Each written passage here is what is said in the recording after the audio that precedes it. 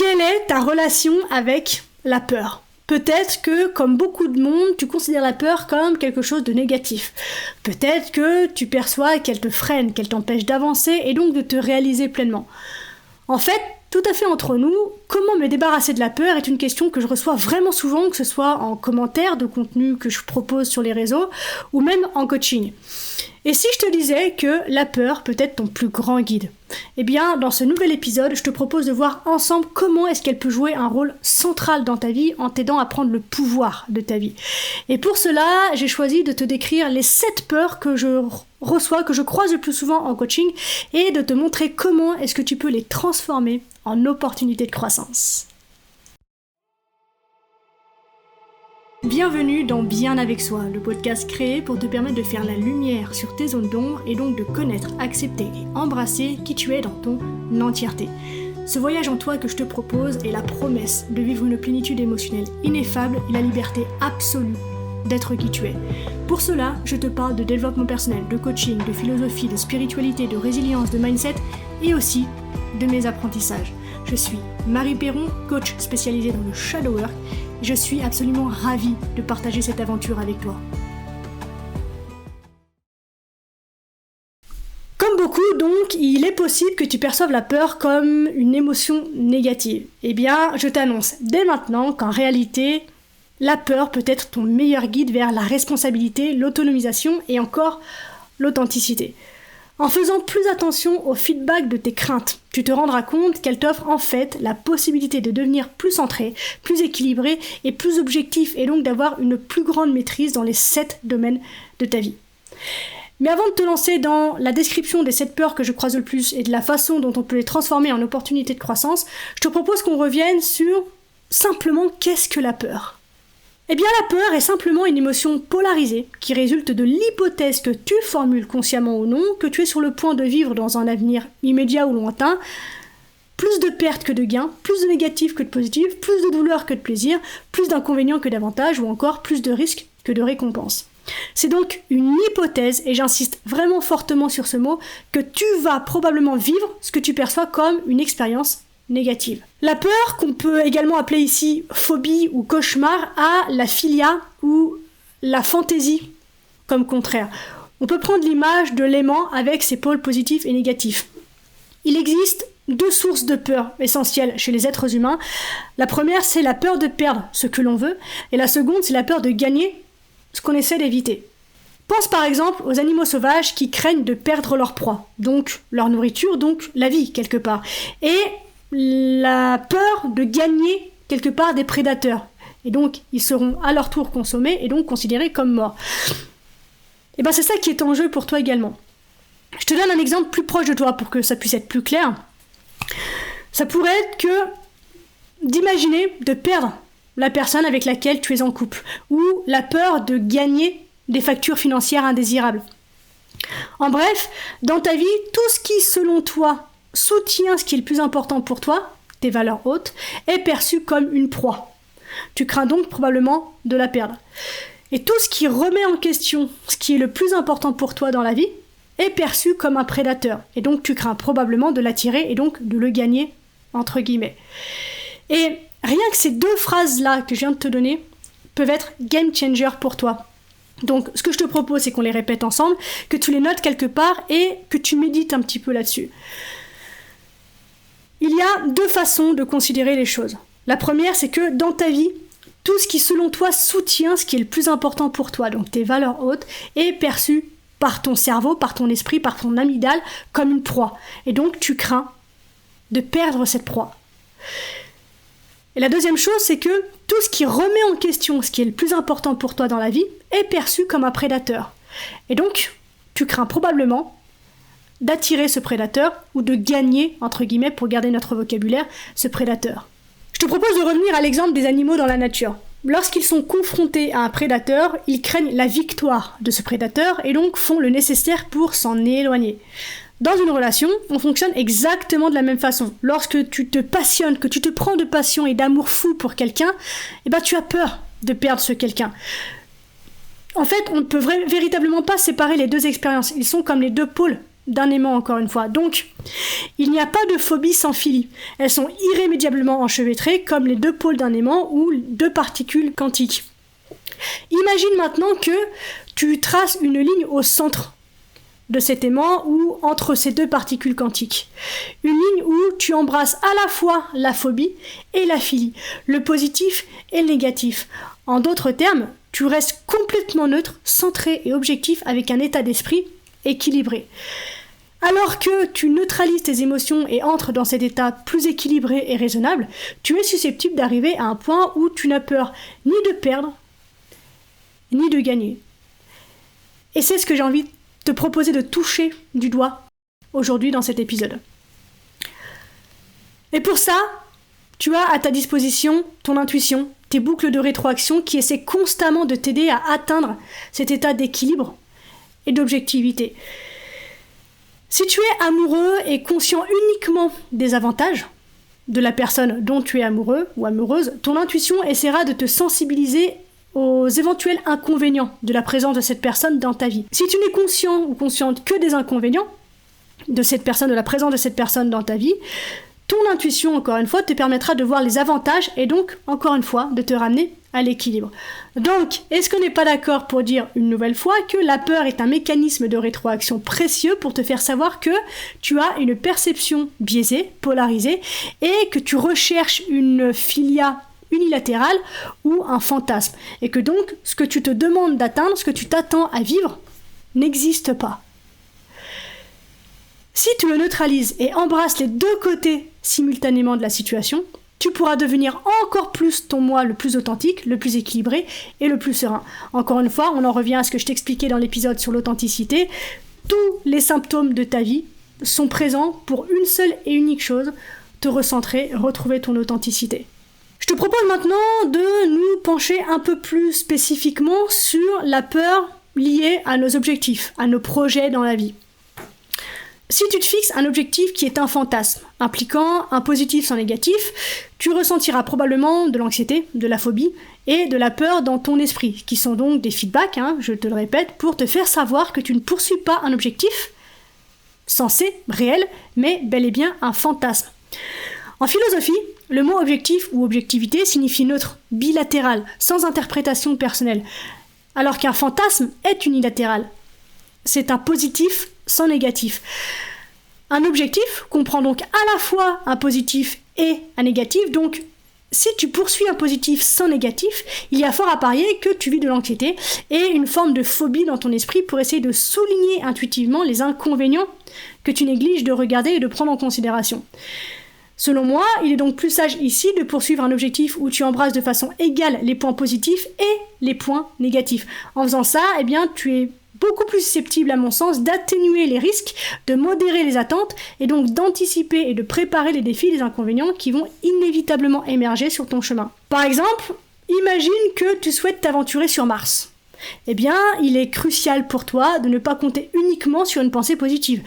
Si tu ne te concentres que sur un côté et négliges de considérer les pièges potentiels, les erreurs potentielles, les loupés potentiels, tu manqueras de préparation et donc d'un véritable objectif. Ici, tu as probablement plus un fantasme, tu nourris probablement plus un fantasme qu'un véritable objectif.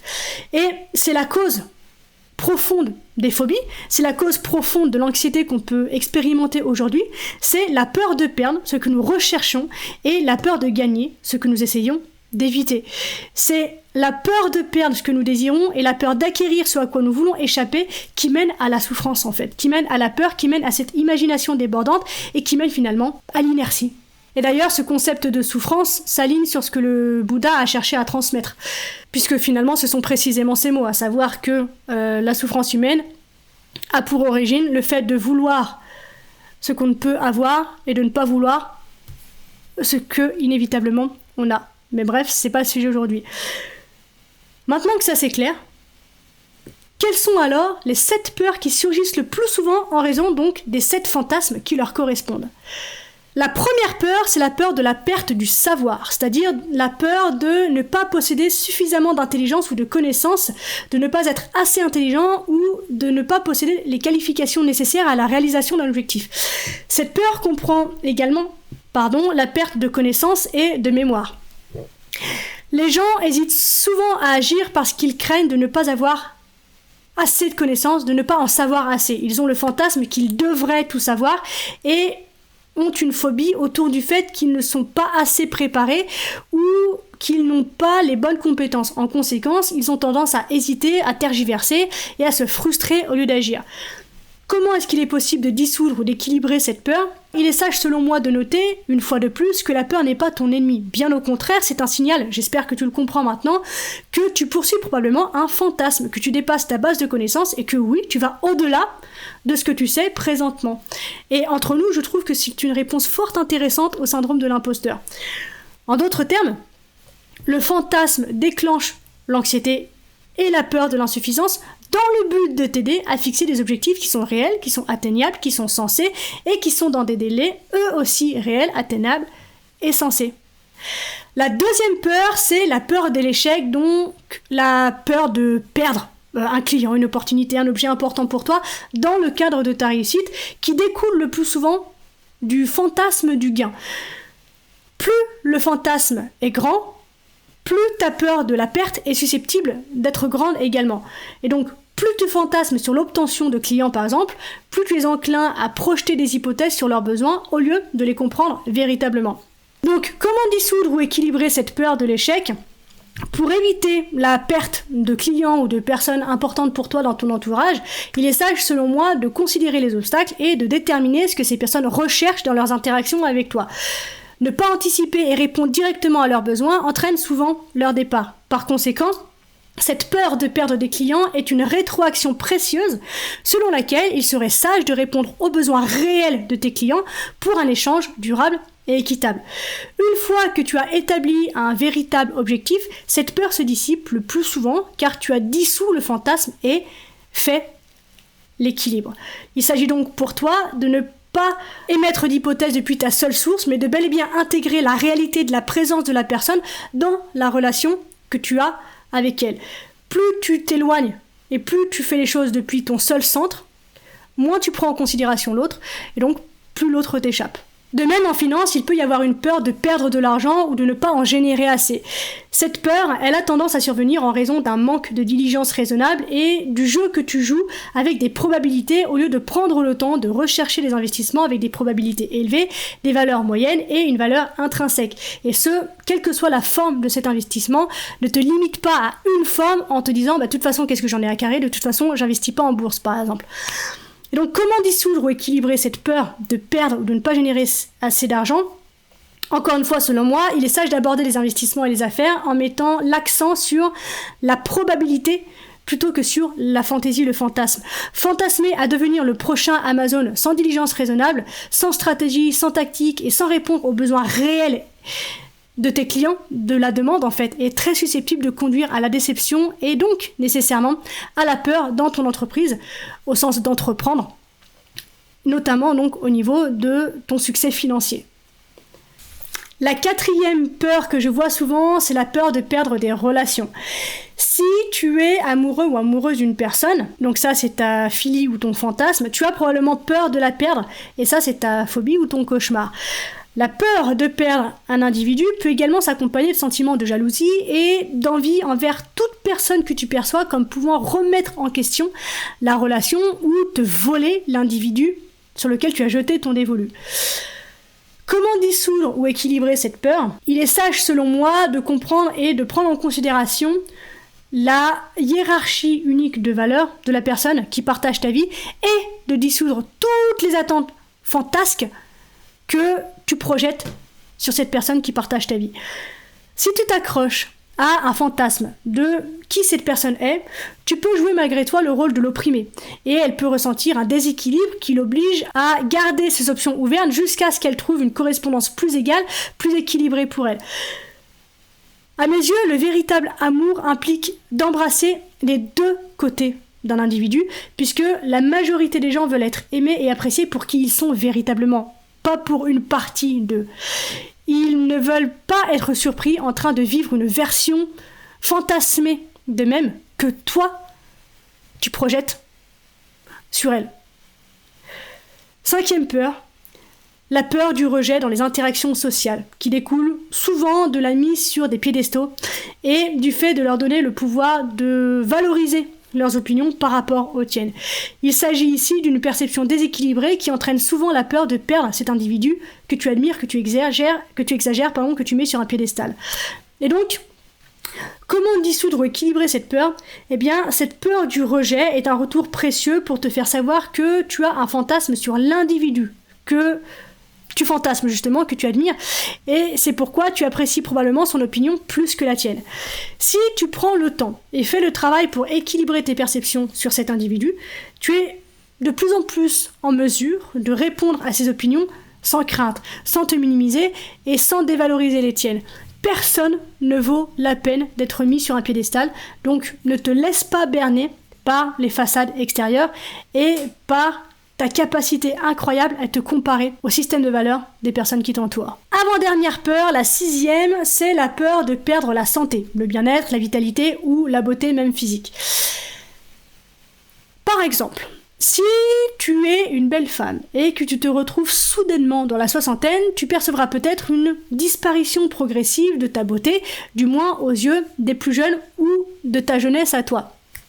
Cela peut provoquer la peur de perdre ta beauté physique, mais aussi ton endurance, ton énergie, ta force, ta santé globale en fait, donc une peur qui découle probablement du fantasme que tu associes à ces qualités et des plaisirs supposés que ces qualités sont censées t'apporter. Plus tu as de filia sur ton apparence et ta jeunesse, donc filia égale fantasme égale désir, plus tu as de chances d'avoir une phobie sur le vieillissement. Et donc, encore une fois, comment dissoudre ou équilibrer cette peur ? Eh bien, il est sage de comprendre que chaque étape de la vie apporte son propre mélange de douleur et de plaisir, son propre lot d'avantages et d'inconvénients, et que donc, les peurs que tu ressens lorsque tu es jeune diffèrent de celles que tu ressens lorsque tu es plus vieille, mais tu rencontres toujours des attachements, des désirs, des filias, et des aversions, donc des phobies, des cauchemars, des rejets. Enfin, 7e et dernière peur, c'est la peur au niveau de la spiritualité. Par exemple, tu peux avoir un fantasme sur l'au-delà et ensuite craindre la perte de cet au-delà. Certaines personnes promeuvent ces fantasmes dans le but de donner un sens et de t'empêcher d'avoir des opinions nihilistes. Donc, comment dissoudre et équilibrer cette peur ?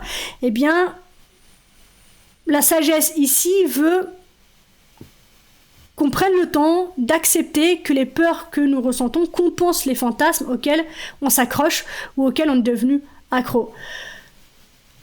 En fait, pour chaque peur, tu l'auras compris, il y a une paire philia-phobie. Il s'agit d'aller observer quels sont les inconvénients du fantasme et quels sont les avantages de la phobie. Une fois que tu fais ce travail-là, que tu touches en fait l'équilibre parfait, donc c'est-à-dire l'ensemble, la complétude de la situation est équilibrée, la peur est équilibrée, et donc elle disparaît, elle se dissout d'elle-même. Et donc là, petite chose en plus, petit apport supplémentaire, on a une vision assez simple et assez juste, je pense, de ce que peut être la dépression, à savoir une comparaison de ta réalité actuelle avec un fantasme.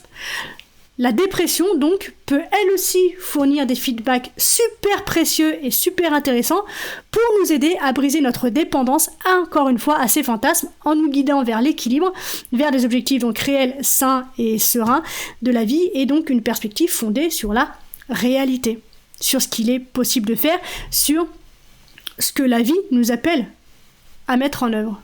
Donc, l'idée principale à retenir de l'épisode d'aujourd'hui, c'est que chaque fois que tu as une vision polarisée, tu crées une bipolarité qui te déresponsabilise.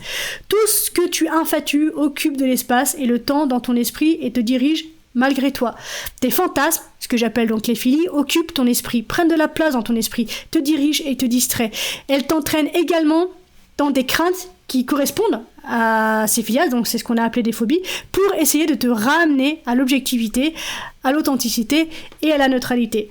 Donc, au lieu de chercher une vie unilatérale, donc positive, jamais négative, gentille, jamais cruelle, généreuse, jamais avare, juste, jamais injuste, faite de fantasmes, jamais de phobie, eh bien, il est plus sage de vivre en congruence avec tes valeurs les plus élevées, c'est-à-dire ces priorités qui sont vraiment les plus importantes pour toi et que ta vie démontre déjà comme étant tes priorités les plus élevées. Et ce faisant, tu seras plus susceptible de fixer des objectifs qui sont de vrais objectifs, d'éveiller ton leadership, d'atténuer les risques, d'être proactif au lieu d'être réactif. Et tout cela te permettra donc d'être équilibré et d'être stable au lieu de vivre avec les deux côtés oscillants de tes fantasmes et de tes phobies et donc de te retrouver suspendu entre les deux sans savoir quoi en faire. Et donc finalement de vivre une vie où tu es inspiré et vitalisé, donc inspirant et vitalisant au lieu d'être anxieux et craintif. Le pouvoir repose sur l'équilibre. Et si tu fais ce travail dans tous tes domaines de vie, avec les peurs qui sont les tiennes, avec les exemples que je t'ai donnés aujourd'hui, et que tu prends le temps de rééquilibrer ces peurs dans tous les domaines de ta vie, tu auras une maîtrise sur chacun de tes domaines absolument incroyable. Et c'est la maîtrise sur chacun de ces domaines qui te donnera la sensation, le sentiment de maîtrise globale sur ta vie, et donc de paix, de stabilité, de sérénité, d'équilibre et d'ancrage. Donc pour résumer, parce que j'ai dit beaucoup de choses et je sais pas pourquoi j'ai l'impression que c'est un peu brouillon, ça fait 4 fois que je tourne cet épisode, j'espère que cette 4e est la bonne, mais bref, je te fais un petit résumé. Les peurs que tu rencontres dans la vie peuvent avoir un impact significatif sur ta vie si tu ne sais pas comment les traiter. Tes craintes sont des feedbacks précieux pour ramener tes perceptions et tes intentions dans un équilibre pleinement conscient et objectif. Être infatué ou plongé dans des fantasmes signifie que tu es souvent aveugle aux inconvénients potentiels et donc peut entraîner une détresse lorsque des aspects négatifs inattendus surviennent, mais en fixant des objectifs authentiques et en neutralisant l'influence des fantasmes, ils peuvent se transformer en objectifs tangibles, sereins, stables et donc nécessairement plus réalisables. Autre point, la planification stratégique et la préparation des plaisirs et des douleurs te permettent d'embrasser le stress, en un mot, EUSTRE2S, qui est l'inverse en fait du stress, pour t'inspirer à poursuivre les défis et à libérer ton génie et ta créativité innée. Autre point, en reconnaissant que les phobies sont des indicateurs que tu ne poursuis pas ton vrai objectif, tu peux les dissoudre en embrassant les deux côtés de la médaille, en atténuant les risques et en te préparant. C'est l'exercice qu'on a fait en dissolvant les 7 peurs précédentes. Et enfin, dernier point que je trouve important de remettre ici, s'engager avec moi dans le processus Oxymore est une merveilleuse occasion pour toi de remplacer les fantasmes par des objectifs authentiques, de dissoudre les phobies et les cauchemars et de te lancer dans un remarquable voyage de transformation où toutes tes souffrances, toutes tes douleurs deviennent des opportunités et donc la source de ton bonheur et de ta réussite. Pour finir, j'ai envie de te dire ceci. En lâchant les illusions et en embrassant la réalité, tu peux te libérer des limites de la peur et vivre une vie extraordinaire. On arrive déjà à la fin de cet épisode, merci de l'avoir écouté jusqu'au bout. J'espère qu'il t'a plu, si c'est le cas, eh bien n'hésite pas à me le faire savoir en mettant un petit commentaire, un pouce bleu, en partageant ou en notant 5 étoiles sur Apple Podcast pour lui permettre d'avoir un petit peu plus de visibilité. Si tu le fais, merci infiniment, c'est un geste très simple de ton côté qui permet vraiment de mettre en avant mon travail et donc de me soutenir, de m'encourager et de me permettre de continuer. Voilà, je t'embête pas plus longtemps avec ça. On se retrouve très vite dans un nouvel épisode, d'ici là bien sûr, prends soin de toi, sois reconnaissant envers la vie et surtout n'oublie jamais que tu es la personne la plus importante de ta vie et que de ce fait, tu mérites ce qu'il y a de meilleur. Je nous aime, à la revoyure.